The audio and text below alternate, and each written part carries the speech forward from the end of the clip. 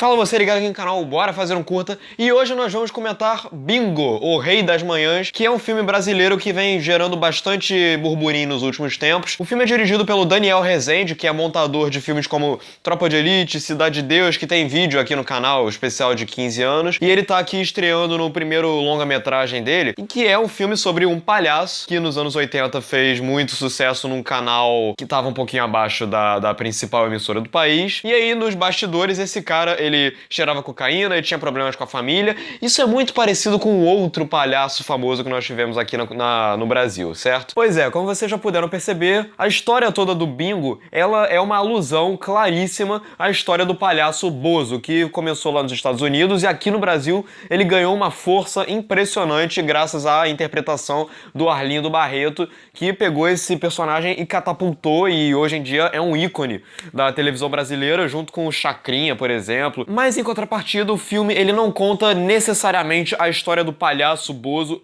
em si. O filme, ele não é uma cinebiografia, mas é ao mesmo tempo. Porque é bem claro que o filme é inspirado na história do Bozo, mas ao mesmo tempo ele não é. Inclusive as emissoras de televisão que aparecem ao longo do filme, a Rede Mundial, TVB, são óbvias alusões à Rede Globo e ao SBT. O próprio nome do protagonista, que é Augusto Mendes, ele obviamente remete ao Arlindo Barreto, por causa do primeiro nome, que começa com A. E o filme, ele, ao não se amarrar tanto com a realidade, ele ganha uma liberdade para ao mesmo tempo brincar com a realidade e criar as suas próprias coisas. E isso é muito interessante, é um filme que funciona de uma maneira independente, ele consegue criar mais, ao mesmo tempo em que ele consegue situar um pezinho na realidade. Isso é uma abordagem interessante que tanto o Daniel Rezende quanto o roteiro conseguem criar para a história do Bingo. Aliás, por falar na direção do Daniel Rezende, esse é certamente um dos grandes destaques do filme. Cada plano do filme parece ter sido pensado de uma maneira prévia, com muito cuidado.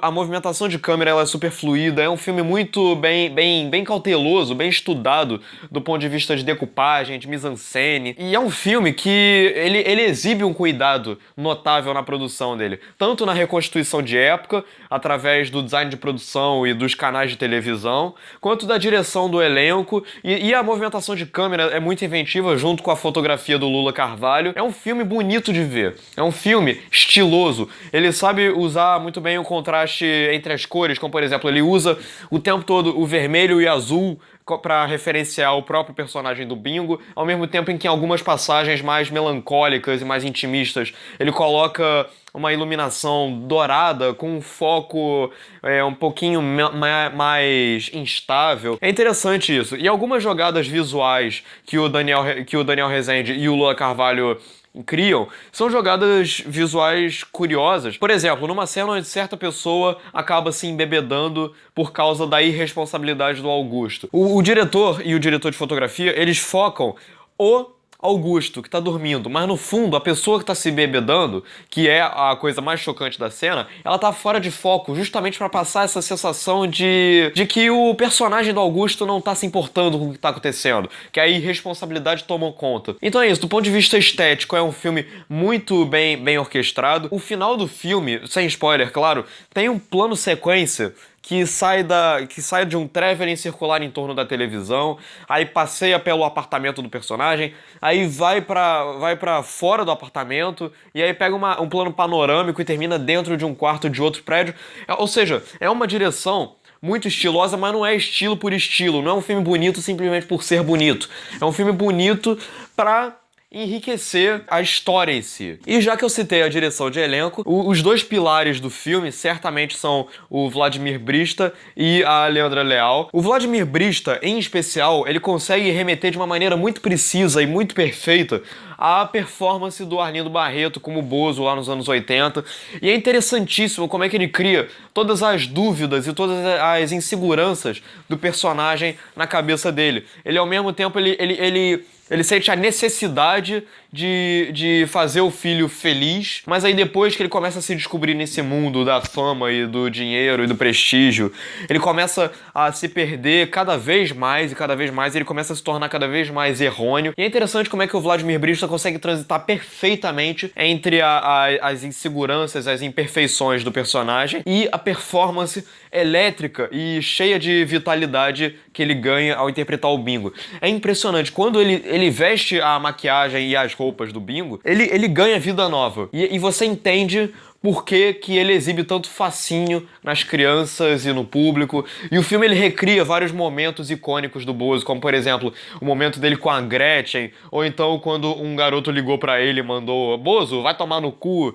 Tudo isso tá no filme. E várias imagens graficamente chocantes, como por exemplo, um palhaço, uma coisa infantil, uma coisa super lúdica, com o nariz escorrendo um filete de sangue. Obviamente uma consequência das drogas que o ator ele ingeria sempre. E a personagem da Leandra Leal, por sua vez, que é uma atriz que eu acho sensacional, vejam O Lobo Atrás da Porta e vocês vão entender o que eu quero dizer com isso. Ela, primeiro de tudo, o sotaque dela me deixou impressionado. Eu tive dificuldade de acreditar que era a Leandra Leal por um certo tempo, inclusive. E ela consegue, ao mesmo tempo, transmitir, ela consegue construir muito bem a sisudez, a seriedade profissional da personagem. Ela parece uma pessoa excessivamente fria e racional. E a partir do momento em que o protagonista do filme chega pra personagem da Leandra Leal e fala que quando você me mostrar quem você realmente é, eu prometo que eu paro de falar palavrões, o filme, o roteiro, ele já tá prometendo pra você, espectador, que a personagem vai ganhar um desenvolvimento mais bem elaborado. E é isso que acontece, a gente conhece a personagem. A gente, inclusive, tem algumas pistas de algumas viradas que possam acontecer com ela, dela começar a se soltar mais, mas aí algumas revelações que o filme vai construindo desarmam essa expectativa de uma maneira interessante. É uma personagem interessante, é uma personagem que a gente entende as motivações dela, do porquê dela ser tão rígida, mas ao mesmo tempo a gente consegue entender um lapso de vontade que ela tem de se soltar um pouco mais, que cresce ao longo do filme. É um filme que eu realmente só tenho elogios a fazer. O filme, ele... ok, não vou dizer que só tem elogios. Eu acho que o finalzinho do filme é um pouquinho apressado demais. Todo o desfecho do arco do Bingo / Bozo é um pouquinho corrido demais. Eu acho que o filme tem duas cenas de ilusões, de imaginações, onde o personagem do Bingo fantasia o que ele gostaria de fazer, mas na verdade não acontece. A primeira até vai, mas a segunda eu achei um pouquinho excessiva. Mas no geral, tirando esses dois momentos um pouquinho menores, Bingo é um excelente filme. Esse ano tá curioso de filmes nacionais grandes. A gente teve o filme da minha vida, do Selton Mello, e agora o Bingo, que também tá chamando uma atenção muito forte. Eu indico que vocês assistam a Bingo, o Rei das Manhãs, com toda a boa vontade do mundo. E é isso, um grande abraço. Eu peço que vocês votem no concurso Minha Vida Filmmaker, que nós estamos participando. Curtam o vídeo, deixem nos comentários o que vocês acharam de Bingo, o Rei das Manhãs. Compartilhem o vídeo, inscrevam-se no canal, acessem os meus parceiros. E é isso, um grande abraço e valeu!